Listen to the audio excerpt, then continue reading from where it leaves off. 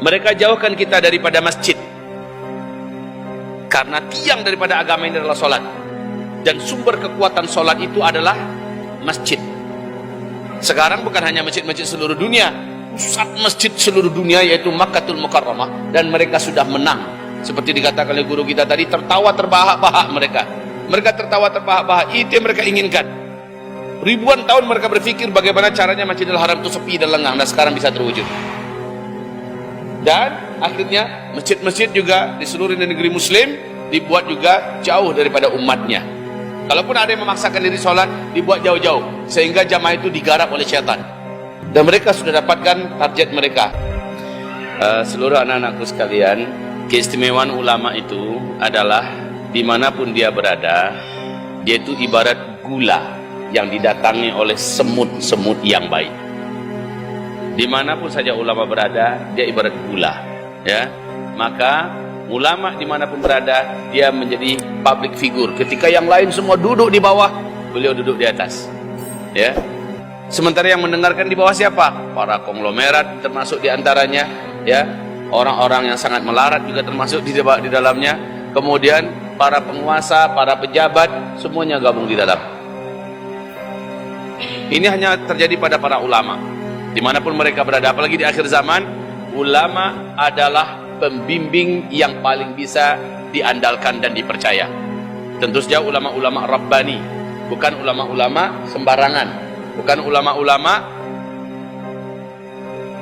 kalau kata orang Minang, ulama kuciang, ulama kuciang kuciang aye. Ini ulama munafik. Ulama kuciang aye itu ulama munafik, ulama penjilat, ulama yang tawaf sekitar kekuasaan.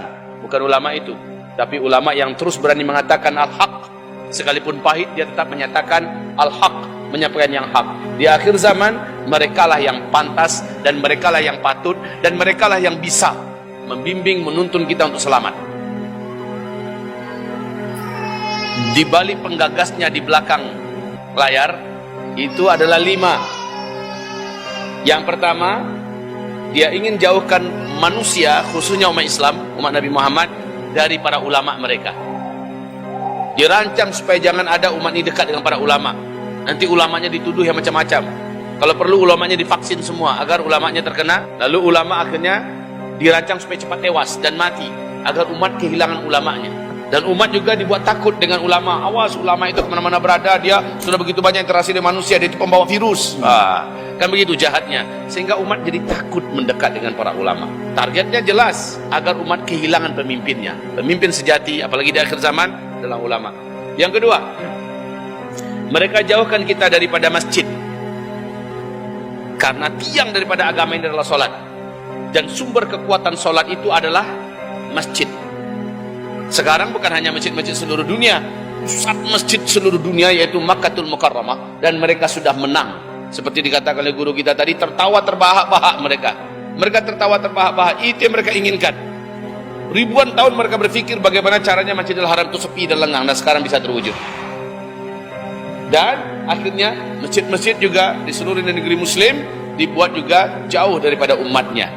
Kalaupun ada yang memaksakan diri sholat, dibuat jauh-jauh sehingga jamaah itu digarap oleh syaitan. Dan mereka sudah dapatkan target mereka.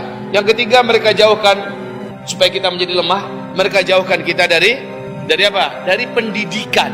Maka pilihan terbaik sejak beberapa tahun yang lalu, Abah selalu sarankan kepada para orang tua di provinsi manapun Abah berdakwah, masukkan anak ke pesantren. Masukkan anak ke pesantren. Dan sekarang salah satu di antara yang dapat kita buktikan adalah ketika pendidikan formal di mana-mana close, tutup, wajib menggunakan fitnah Masih Dajjal ini. Ini fitnah Masih Dajjal. Bahkan orang-orang tua yang beriman, inilah hadis Nabi, di akhir zaman tidak satu pun rumah orang beriman dari umatku kecuali akan masuk ke rumah-rumah mereka fitnah Masih Dajjal. Ini dia, fitnah Masih Dajjal.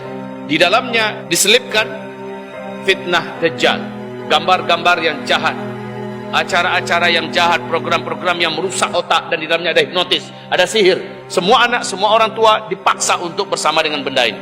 Dan kita dipaksa untuk membeli benda ini. Kita dipaksa untuk membeli kuota mereka. Kita dipaksa bersama dengan mereka. Sudahlah radiasinya berbahaya, kita juga dipaksa untuk membersamai mereka. Ini yang disebut dengan mutannah di akhir zaman.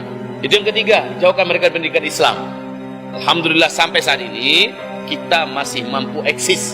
Maka beruntunglah orang tua yang anaknya ada di pesantren. Beruntunglah orang tua yang anaknya masih di pesantren. Ketika sekolah-sekolah lain merata, hampir merata di seluruh Indonesia, bahkan hampir seluruh dunia, tidak bisa menyekolahkan anaknya, dan anak berproses rusak di rumah karena mereka kemarin ini Profesor Dr. Din Samsudin hafizahullah beliau mengatakan, bila ini berlangsung agak lama saja, tambahlah 4-5 bulan 6 bulan lagi, apalagi sampai 1 tahun, kita akan kehilangan satu generasi. Generasi akan kehilangan identitasnya, generasi akan kehilangan elektabilitasnya, generasi akan kehilangan kredibilitasnya, generasi akan kehilangan kualitasnya, generasi akan kehilangan vitalitasnya, dan akan menjadi generasi yang sudah tercekoki oleh hipnotis, sihir, fitnah Masih Dajjal ini. Yang keempat, jauhkan mereka agar mereka lemah dari usaha-usaha mereka. Hampir rata-rata pengusaha-pengusaha di seluruh dunia, jangankan yang muslim, non muslim saja bertumbangan. Karena memang targetnya Dajjal itu adalah lemahkan mereka seluruh manusia di muka bumi, buat mereka pada fukara agar mereka nanti saling berbunuh-bunuhan. Ya, jauhkan mereka dari usaha-usaha mereka. Maka para petani pun hari ini gara-gara lockdown gagal panen, nggak bisa panen. Gara-gara lockdown peternakan banyak ternaknya mati. Ya, banyak hal yang sangat mengerikan, di mana perebutan makanan di muka bumi yang menyebabkan tetangga akan rela membunuh tetangganya hanya demi sepotong roti. Dan sekarang ratapan negara-negara besar, 12 negara penghasil biji-bijian di dunia sudah tidak mampu lagi mengekspor biji-bijian mereka karena mereka sedang mencoba membuat ketahanan pangan buat negara mereka sendiri. Disebabkan karena Covid ini, disebabkan karena banyaknya bencana-bencana. Tapi ingat, kita beriman dengan firman Allah, wa makaru wa makarallah wallahu khairul makirin. Terakhir, jauhkan mereka dari saudara-saudara seiman mereka. Buat mereka nggak boleh kumpul-kumpul, nggak boleh bersama-sama. Buat mereka berjauh-jauhan, jaga jarak, cukup dengan komunikasi pakai ini saja. Allah. Syekh Abdul Majid Az-Zindani rahimahullah wa hafizahullah, beliau mengatakan zawahiru dha'fil iman, yang akan melemahkan iman itu bila umat jauh dari ulamanya, bila umat jauh daripada masjidnya, bila umat jauh daripada majelis-majelis ilmunya, itu pondok pesantren, bila umat jauh daripada usahanya yang halal, bila umat jauh daripada komunitas ikhwan yang seiman, mereka akan menjadi lemah, dan itu berhasil dilumpuhkan oleh fitnah Masih Dajjal di akhir ini. Jadi sekali nembak sekian banyak yang berhasil dilumpuhkannya. Tapi ingat, pesan Nabi, senjata kamu di akhir zaman adalah sabar dan yakin. Sabar itu artinya apa? Bertahan. Jangan mau terbawa genderang musuh lalu kita menari di balik genderang musuh. Kita harus bertahan. Kemudian bersabarlah kita, jangan jauh dari kawan-kawan kita, jangan jauh dari ikhwan-ikhwan kita, jangan jauh dari saudara seiman kita, dan jangan tinggalkan usaha kita. Cari akal bagaimana usaha tetap bisa, karena akadal faqru ayakuna kufra. Kemiskinan bisa mengantarkan orang kepada kekafiran.